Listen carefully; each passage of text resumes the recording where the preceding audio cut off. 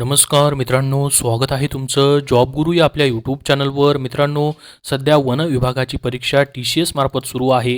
आज मित्रांनो पहिल्या शिफ्टमध्ये काही प्रश्न आलेले होते ते आपण पाहणार आहोत. त्यासाठी हा व्हिडिओ शेवटपर्यंत पाहत राहा. तर पहा मित्रांनो, येणाऱ्या वनरक्षक भरतीसाठी तुम्हाला खूप महत्त्वाची माहिती असणार आहे. तर बघा मित्रांनो, काल जे प्रश्न झालेले होते तेही प्रश्न पाहूयात आणि आज त्याच्यावरती डबल कसे प्रश्न आले तेही आपण बघूयात. जसं आपण बघितलं मित्रांनो, या ठिकाणी मराठी टॉपिक जो आहे त्याच्यावरती काल मित्रांनो पुस्तक, कादंबरी, लेखक याच्यावरती प्रश्न आलेले होते. त्याचबरोबर मित्रांनो कुणी कुठली कादंबरी लिहिली किंवा कुठल्या प्रकारामध्ये ती येते, जसं की झोंबीचे लेखक कोण होते असा प्रश्न आला होता.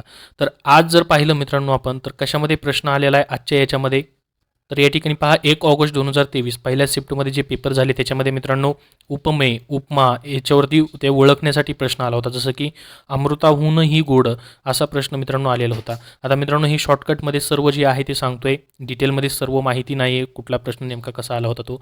त्यानंतर अलंकारावरती प्रश्न आलेला होता, काव्यसंग्रहावरती देखील प्रश्न आला होता, काव्य कोणी लिहिले हे ओळखण्यासाठी सांगितलं होतं. जसं की झेंडूचे फूल कादंबरी कोणी लिहिली असा प्रश्न होता. पानझडे हे कोणाचे होते, हे पानझड हे काव्यसंग्रह कोणाचे होते असं विचारलेलं आहे. त्यानंतर प्रयोग ओळखायला सांगितलं होता, लता चिंच खाते, तर हा प्रयोग ओळखण्यासाठी प्रश्न आलेला होता. त्यानंतर वाक्यरचना व्यवस्थित करण्यासाठी प्रश्न आलेले होते. आज पण वाक्य बनवून ते क्रमानुसार लावायसाठी प्रश्न होते. त्यानंतर मित्रांनो ध्वनिदर्शक शब्दावरती प्रश्न आलेले होते. तर तुम्ही ध्वनिदर्शक शब्द मित्रांनो करून ठेवा पुढील येणाऱ्या वनरक्षक भरतीमध्ये. आणि मागील 2019मध्ये जी वनरक्षक भरती झाली त्याच्यामध्येही मित्रांनो ध्वनिदर्शक असे भरपूर सारे प्रश्न आलेले आहेत ध्वनिदर्शक शब्दांवरती. त्यानंतर जसं की मित्रांनो गायींचे हंबरणे इत्यादी असं जोड्या लावण्यासाठी ध्वनिदर्शक शब्द होते, बरोबर जोड्या लावायच्या होत्या. तुम्हाला असं जोड्या लावण्यासाठी ध्वनिदर्शक शब्द आलेले होते. 2019चा पेपर पाहिला तर तुम्हाला त्याच्यामध्ये दिसेल मित्रांनो, त्यामध्येही मागे देखील जोड्या लावायसाठी असे ध्वनिदर्शक शब्द आलेले होते. त्यानंतर समानार्थी विरुद्धार्थी शब्द याच्यावरती देखील प्रश्न होते. तर बऱ्यापैकी मित्रांनो काल जे या ठिकाणी जशा पद्धतीने मित्रांनो पेपर झाला मराठी भाषा व्याकरणावरती, तसेच मित्रांनो आज देखील प्रश्न आलेले आहेत. आज देखील उतार्यावरती प्रश्न नव्हते आणि काल देखील प्रश्न नव्हते. त्याच्यानंतर मित्रांनो या ठिकाणी इंग्लिश भाषेवरती जर आपण बघितलं, काल मित्रांनो वन वर्ड सबस्टिट्यूटवरती प्रश्न होते. तर आज 1 ऑगस्ट 2023ला जर पाहिलं मित्रांनो आपण parajumble, articles, voice, direct indirect, त्यानंतर सिनोनिम्स, अँटोनिम्स आणि स्पेलिंग एरर असेल किंवा वर्ड एरर असेल त्याच्यावरती प्रश्न होते. काल देखील मित्रांनो स्पेलिंग एरर, वर्ड एररवरती प्रश्न होते. डायरेक्ट स्पीच हे जे होतं मित्रांनो त्याच्यावरतीही प्रश्न आलेले होते कालच्या याच्यामध्येही. तर अशा पद्धतीने मित्रांनो रिपीट त्याच टॉपिक्सवरती प्रश्न जे आहेत ते येत आहेत. तर हेच टॉपिक्स तुम्हाला कॉमन टॉपिक मित्रांनो त्याची रिव्हिजन करण्यासाठी उपयोगी पडू शकतात. त्यानंतर मित्रांनो जे जनरल स्टडीजमध्ये जर आपण बघितलं, जनरल स्टडीज मित्रांनो कालचं जर पेपरमध्ये पाहिलं तर लोकसंख्येवरती प्रश्न आलेले होते मित्रांनो.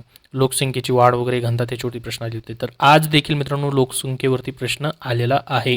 त्याच्यानंतर आज मित्रांनो GSमध्ये जर पाहिलं तर थोडा हार्ड पेपर होता असं विद्यार्थी म्हणतात GSचा, ज्याच्यामध्ये मित्रांनो मुंबई मेट्रो कंपनीवरती प्रश्न होता, अभयारण्यावरती प्रश्न आलेला होता, ज्यामध्ये खास करून पक्ष्यांवरती मित्रांनो सौर ऊर्जा प्रकल्पावरती प्रश्न आलेला होता.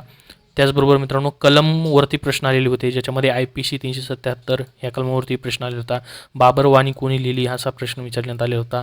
1887मध्ये श्रीलंकाचे अध्यक्ष कोण होते किंवा त्या दरम्यानचा शांती करार जो झालेला होता, पीस ॲग्रीमेंट होता, त्याच्यावरती प्रश्न आलेला होता मित्रांनो. आता डिटेलमध्ये कसा प्रश्न होता तो आपल्याकडे नाही आहे, परंतु टॉपिक्स आहेत मित्रांनो. त्यानंतर इस्रो उपग्रहावरती देखील प्रश्न आलेला आहे. तर हे कालचे प्रश्न पहा, घटनादुरुस्ती, नृत्य, राज्य प्रकार याच्यावरती प्रश्न होते अशा पद्धतीने. तर आज मित्रांनो ह्या टॉपिक्सवरती बऱ्यापैकी पहिल्या शिफ्टमध्ये प्रश्न आलेले आहेत. आता दुसरी तिसरी शिफ्ट जी असणार आहे मित्रांनो ते संध्याकाळी तुम्हाला प्रश्न पाहायला भेटतील आपल्या चॅनलवरती. त्यानंतर मित्रांनो गणित बुद्धिमत्तावरती जर पाहिलं आपण तर 1 ऑगस्ट 2023मध्ये जर प्रश्न बघितले गणितावरती देखील आज देखील जास्त प्रश्न नव्हते. फक्त सिम्प्लिफिकेशनवरती प्रश्न मित्रांनो गणितामध्ये काही प्रमाणामध्ये होते, जास्त प्रश्न नव्हते. त्याच्यानंतर बुद्धिमत्तावरती मित्रांनो जास्त प्रश्न होते.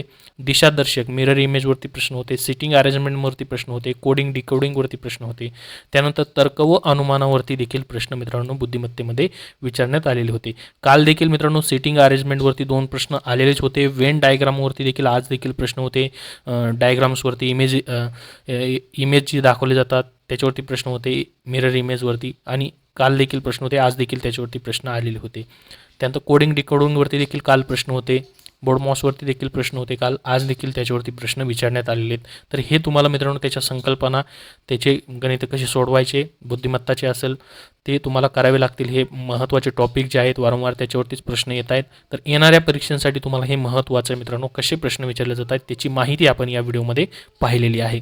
त्यानुसार मित्रांनो तुम्ही अभ्यास करू शकता.